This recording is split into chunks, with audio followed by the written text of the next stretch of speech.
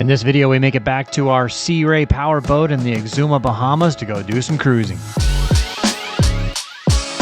We had a fun time settling in, and then it seemed like all I did for 3 days was chase my tail trying to fix the boat. So I said, screw it, let's go play some golf.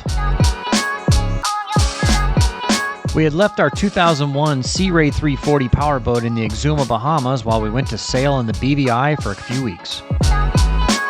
We're home. Someone broke in and trashed the place. That's actually not true. I'm very impressed with how nice. So we actually hired a guy to kind of keep watch on the boat, so he would check it out. He sent me pictures of it every few days. But the boat looks in pretty good shape here. Everything's how we left it. The air conditioner still works. It's not trashed. I mean, like, so far everything works on it. And man, I'm happy with how that is. That's nice. I'm really glad it's still floating. I knew it was still floating. I mean, the guy, like I said, I had a guy send me pictures every day or every other day, and he kept an eye on it. But I'm just glad that, like, when we walked in, the air conditioner, I had it set at like 80 degrees, so it wasn't like cold in there, but it still worked, right? Because you want to keep your air conditioner on while you're gone, at least on that, because it keeps the humidity out, which, you know, so you don't get mildew. Yeah, it actually felt really good in there. Yeah, so I'm gonna turn on the water.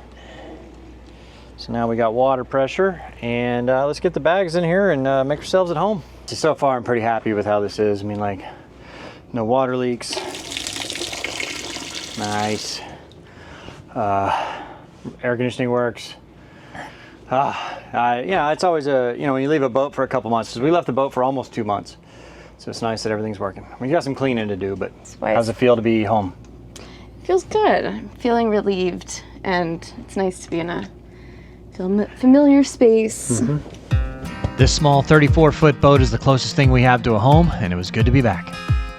Oh, we are going to dinner at N23, is that what it's called? So 23 north, I'm assuming that's our latitude right now. Surely this is probably our latitude. There's a lot to do on the boat. We got some cleaning and some organizing. We don't have any groceries on board, nothing like that. So we are going to go to dinner, a little walk across the golf course, start on all that crap tomorrow. Hopefully if we get all that crap done by like midday tomorrow, we'll head down to Georgetown proper. Let's go to the bar. To the bar. Simple as my mama said when I was very young. Thank you to our patrons and channel members for supporting the channel so we can use premium music like this. But here I am at 21, loaded as It was only about a 10-minute walk to the beachfront restaurant, 23 North. Don't look at me.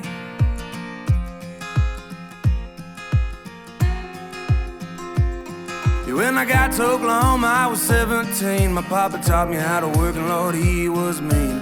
Here, so we're back at the Bahamas. I know, it's quite nice. It doesn't suck. I'm ready to get on the water tomorrow. I know, me too. If everything goes according to plan, we can. Like, boat maintenance-wise. It will. We have a really good boat in the case. All of my boys and me. Now I'm 23 and there ain't nobody who can drink it like me. Soon I'll be 24 and the Lord knows that I can't drink no more. We had a nice evening and it was good to be back in the Bahamas, but we were up early to start some work. Now I know.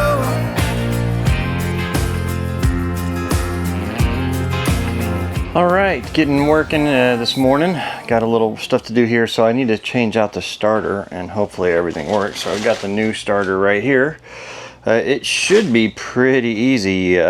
Disconnect the 2 cables, 3 cables actually. Unbolt it, slide this one in, rebolt it, reconnect the cables. Hopefully it's as simple as that. I've changed starters on stuff before, it's really not that hard. So unless there's any unforeseen problems, it shouldn't take more than an hour or so. I've already got the dinghy motor off the back. I got to raise the hatch. I got everything cleared up, so I have to raise this hatch out here. But it's all push button, should be pretty easy. But I'll get started on it. So at least the starter motor is on the side of the generator that I can get at fairly easily. You know what? I'm gonna just try starting the generator right now first. Nope, didn't work. Okay. All right then. I'm gonna start disconnecting everything and taping up all the leads and all that. Well, of course, an hour-long project turned into something longer. So my socket wrench here, it just one of those cheap, you know, you buy a whole case of cheap crap at Home Depot for $100. Well, it broke. So now I got to go to the hardware store and get a new socket wrench.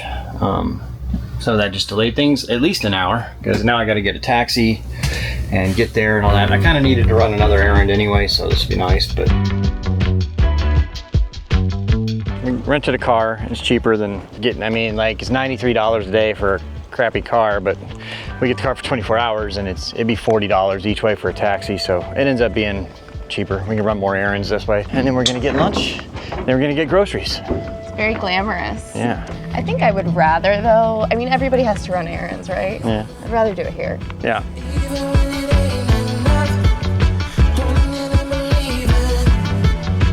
It's a shame, like, this marina, I mean, it has potential to be really nice. They just don't do any maintenance on it here. Like, I'm not even sure this dock has power. It's so confusing to me because, like, why not protect an investment? Like, or No, this dock and that dock has power.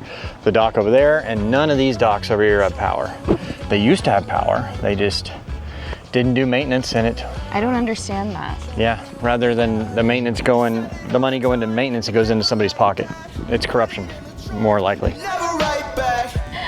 We got it on the wrong sides. You want to drive? Yeah. I'll let you drive. Yeah, hazard of driving over here in the Bahamas. I forgot. I just went around to the wrong side. Yes. Too. All right, here you go. I call it baby face. This shit was R&B. Don't forget the bass. Most of these cars that are right-hand drive over here come from like Japan. They're like used cars from Japan. So like if you look at this crappy stereo that's in here, you know, a lot of them will be in Japanese. They just get all the second-hand cars and bring them. Spicy magnet flow. Coming straight out the bungalow. I keep my shit on the bungalow. Girl, give me a reason. Even when it ain't enough. All right, made it to the hardware store. Show me what we got in. All right, so do they not have it? No, they had a set, but it was like $170 for a cheap set. So we're gonna go to another hardware store down the street and see what they have it. Welcome to the Bahamas. Yeah. We could consider ourselves lucky there was even one hardware store on the island, let alone 2 or 3. So we just got to the hardware store and it's closed. I guess this is where Bobby's come before. Let's see what he says. He's coming back. Did somebody die? Yeah, somebody died. They said they're closed until further notice. We had one more shot at a hardware store. As boring as this is, I'm going to document it just in case. We are at our third hardware store now, AID. Maybe the hardware gods are going to bless Bobby with the tool he needs at a decent price. We've been to 3 hardware stores and phone stores, so that's 4 stops, and I'm just chilling. Very glamorous what we do. Yeah. Luckily, the hardware store had what I needed, so it was time for lunch. All right, this is our lunch spot, Tim's. I've never been here before, but with a view like this, it looks all right. Yeah.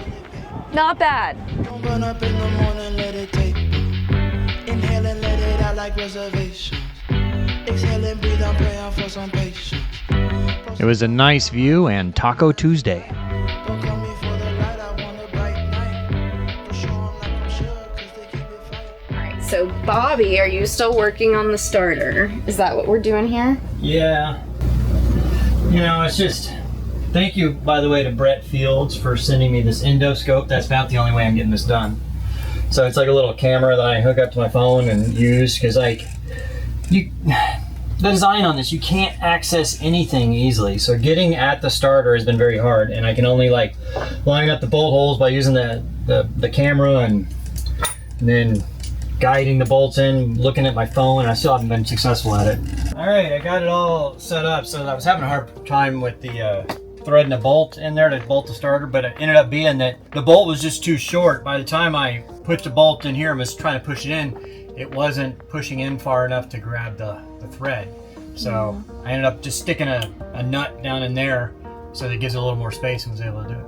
Oh, Anyway, yeah? So it's all hooked up. Moment of truth.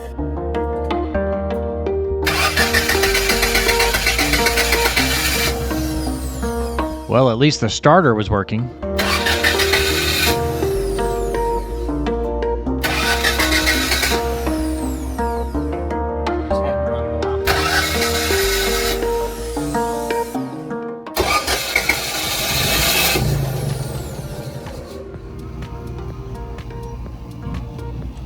probably something simple and stupid. Well, a couple days now of dealing with this generator.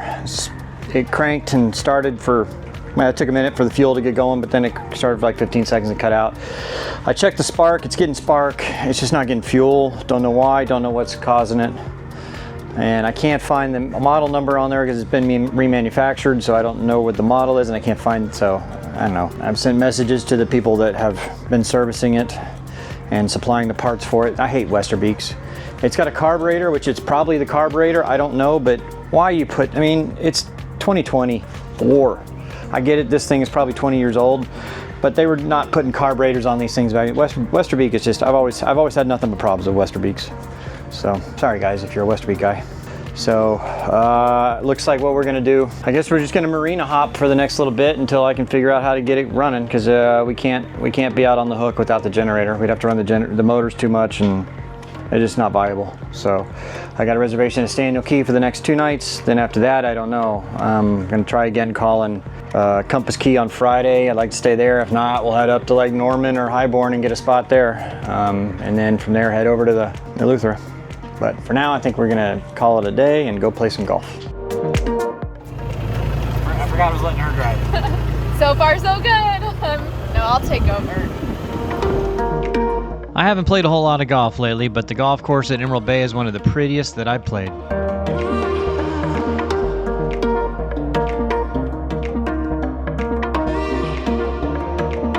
Be sure you're subscribed to the channel so you get notified when we post our next video as we leave Emerald Bay and start sailing up the Exuma Island chain.